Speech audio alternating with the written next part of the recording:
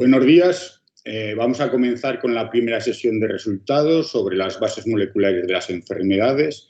Vamos a tener 4 charlas de 15 minutos que serán seguidas por 5 minutos de preguntas y vamos a ser un poco estrictos con los tiempos. Así que no me voy a extender más y tiene la palabra la doctora Marina Esteban de la U715. Cuando quiera, doctora Esteban. Buenos días a todos. Bueno, muchas gracias por dejarme presentar. Voy a compartir mi pantalla. No sé si la veis. Si me lo podéis confirmar. Sí. Vale. Bueno, buenos días. Mi nombre es Marina Esteban Medina. Soy estudiante de doctorado en el grupo del doctor Joaquín Dopazo, en el área de bioinformática clínica de la Fundación Progreso y Salud, en Sevilla. Y hoy voy a hablaros de cómo explorar nuevas dianas terapéuticas en retinosis pigmentaria con un enfoque funcional, mecanístico y aplicando modelos de aprendizaje automático. Pero bueno, vamos a empezar por el principio, que es la retinosis pigmentaria. Es una enfermedad rara de prevalencia 1-4000 y constituye la primera causa genética de ceguera en el mundo desarrollado.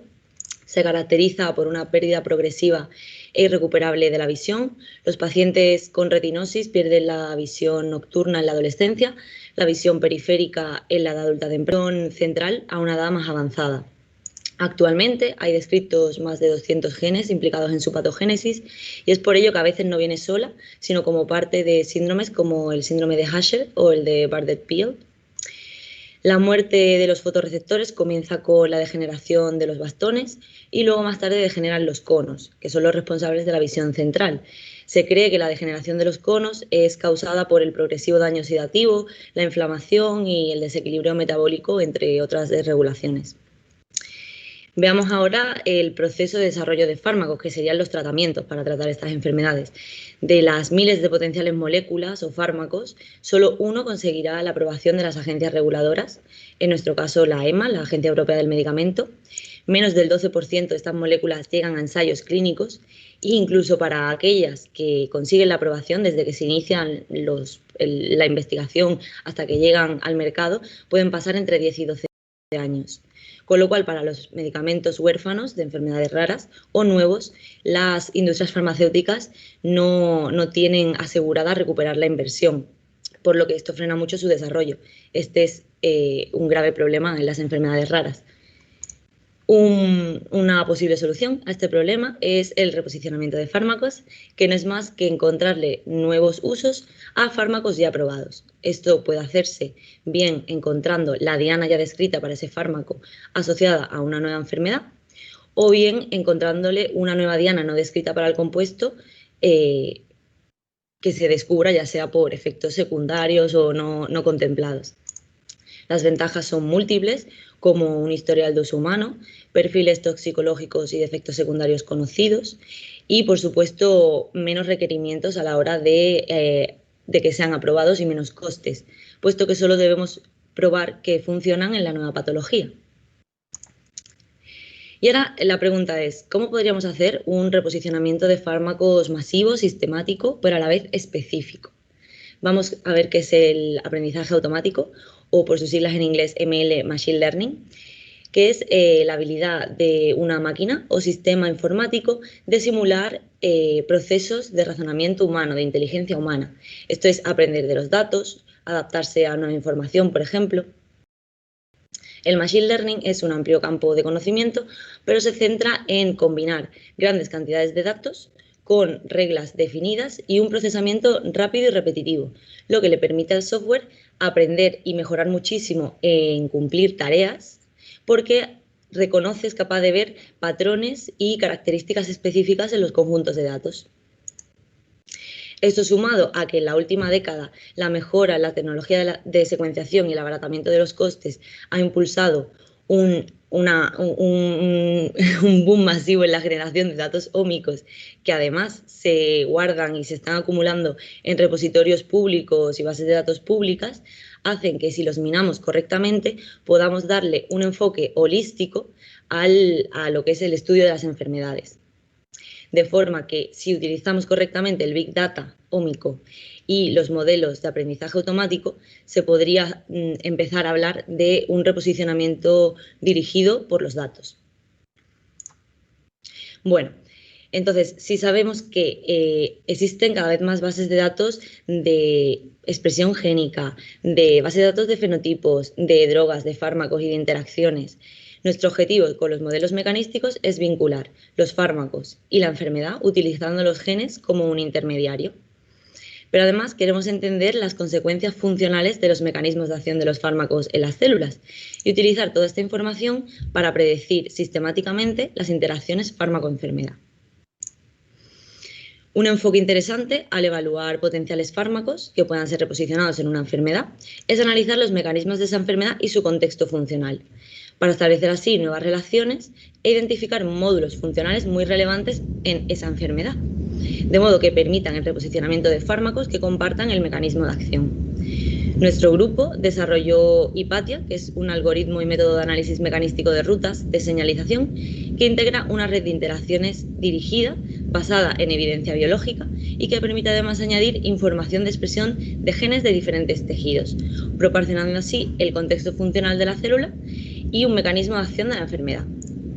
En el siguiente GIF podéis ver una representación del funcionamiento de Hipatia, en el que partiendo de una ruta de señalización de la base de datos QEG en este caso, se descompone esa ruta en cada una de las unidades funcionales o circuitos que van desde los receptores hasta el gen efector. Hipatia además utiliza toda la información de expresión génica para evaluar y darle un valor de activación a los nodos, que en este caso serían B, C, D, E. Para calcular el valor de activación de los efectores, se hace pasar una señal de 1 a los receptores, la señal se va propagando por los nodos modulada por la expresión génica, como si de un circuito eléctrico se tratase, hasta que llega a los efectores, que están anotados con una función celular, y ahí se mide el valor de activación. Podemos analizar diferencialmente estos valores de activación, obteniendo la imagen global de la actividad de señalización y regulación funcional entre dos condiciones, que pueden ser o enfermedad sano o enfermo tratado. Básicamente lo que hace Hipatia es transformar la información de expresión génica en regulación funcional. Ahora vamos a ver cómo aplicamos estos modelos mecanísticos y de Machine Learning a retinosis pigmentaria. Nuestras principales fuentes de datos han sido TrackBank, como base de datos de fármacos y dianas, GTEx como repositorio de expresión génica, ya que contiene muchísimas muestras de individuos sanos divididas por tejidos de RNA-seq. Orphanet, que es una base de datos que proporciona información de alta calidad sobre las enfermedades raras, como códigos de enfermedades, genes asociados, fenotipos. HPO, de Human Phenotype Ontology, como base de datos de fenotipos humanos, que asocia fenotipos a enfermedades y también a genes. Gene Ontology y UniProt como bases de datos de anotación funcional para los circuitos y KEGG como base de datos de rutas de señalización. Bien, en este diagrama vemos cómo aplicamos y cómo construimos el mapa mecanístico de retinosis pigmentaria para luego modelizarlo con Machine Learning. Primero de todo, lo que hacemos es ir a TrackBank e identificar las dianas genéticas de fármacos aprobados y las guardamos.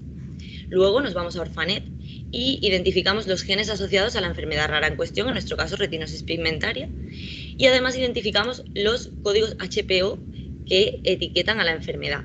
Como los códigos HPO no solo etiquetan a las enfermedades, sino también a los genes, buscamos aquellos genes que no estuvieran en Orphanet asociados a retinosis, pero que estuvieran enriquecidos en los códigos HPO de la enfermedad y los seleccionamos también. Con todo este set de genes nos vamos a las rutas de señalización de KEGG y seleccionamos los circuitos que contienen estos genes. Y este sería nuestro mapa mecanístico de acción de la enfermedad. A continuación, sobre este mapa hacemos Hipatia con los datos de expresión génica de GTEx sobre el mapa de la enfermedad para poder evaluar y conocer la regulación de la actividad de los circuitos de la enfermedad en condiciones sanas. Una vez que tenemos todos nuestros datos procesados, entrenamos nuestro modelo con las dianas de fármacos aprobados y los valores de actividad de los circuitos del mapa de la enfermedad. Usamos Hipatia como un intermediario para vincular la expresión de los genes con la información de las dianas de fármacos. Nuestro objetivo es ver qué dianas son más relevantes para predecir la actividad de los circuitos de la enfermedad. Bueno, Nuestro modelo de Machine Learning evalúa entonces para cada circuito cómo de relevante es cada diana terapéutica a la hora de predecir la actividad de dicho circuito. Por tanto, cada gen diana va a tener una puntuación que puede ser positiva o negativa para cada circuito de la enfermedad. El signo nos indica la información de las dianas de Farm. Uy, vale, perdón, que se escucha ahí un eco. Entonces, bueno, decía que las dianas pueden tener una puntuación positiva o negativa y el signo nos indica si el gen diana está activando o inhibiendo el circuito y el valor de la relevancia nos indica la fuerza, es decir, cuanto mayor, más importante será el gen diana.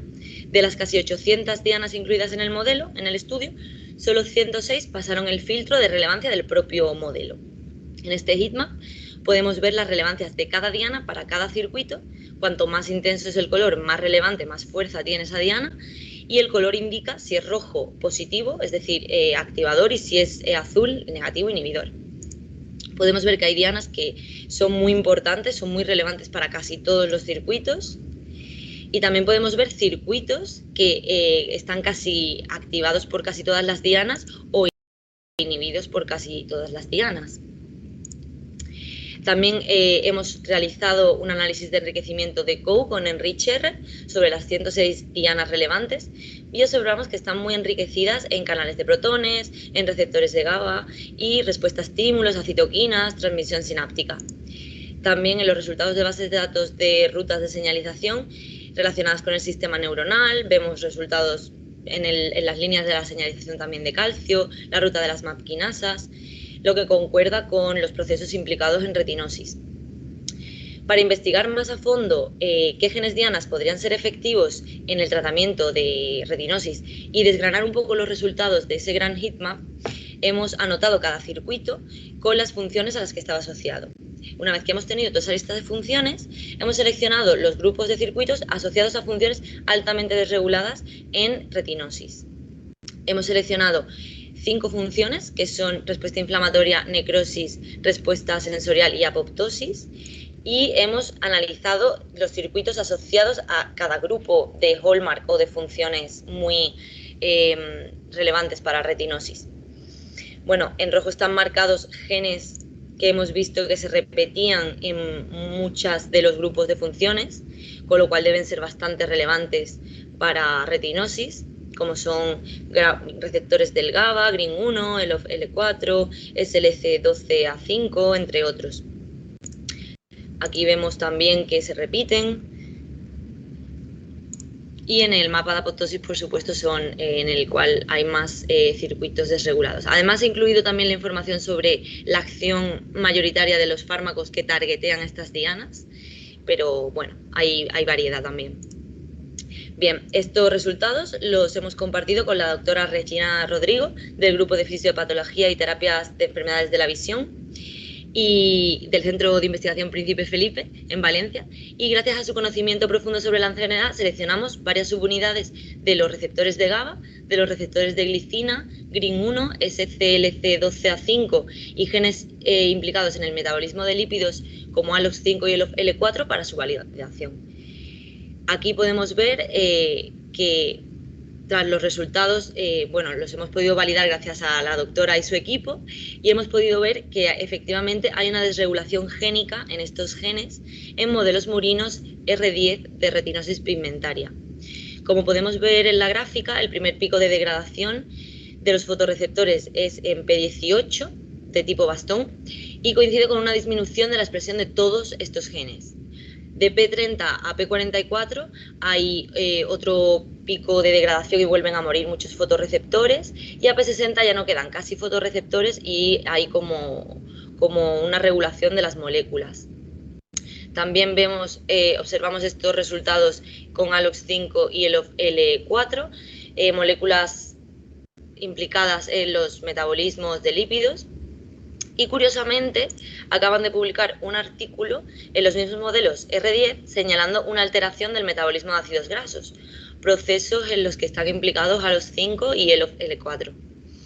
Además, el equipo de la doctora Rodrigo ha medido por HPLC en tiempo P18, que es el pico de degradación de bastones, el contenido de GABA, de glicina y glutamato, observando que existe una disminución en los modelos R10 de GABA y de glutamato. De todas formas, estas validaciones son preliminares y siguen en proceso. Debemos hacer más experimentos para demostrar de forma robusta lo que realmente está pasando, pero pensamos que estamos en el buen camino. Las conclusiones a las que hemos llegado hasta ahora son que empleando el Big Data ómico y el conocimiento sobre las enfermedades hemos generado el mapa mecanístico de retinosis pigmentaria, que los modelos matemáticos que hemos desarrollado mediante Machine Learning nos permiten predecir el efecto de un gen diana sobre el mecanismo de la enfermedad, que hemos obtenido una lista de 106 dianas de fármacos potencialmente relevantes con impacto en retinosis pigmentaria, de las cuales 8 se han validado como genes afectados en modelos murinos R10 de retinosis, y que los mapas mecanísticos de enfermedades raras permiten utilizar el conocimiento biológico acumulado como guía, abriendo nuevas líneas de investigación y cambiando el paradigma de estudio de las enfermedades raras.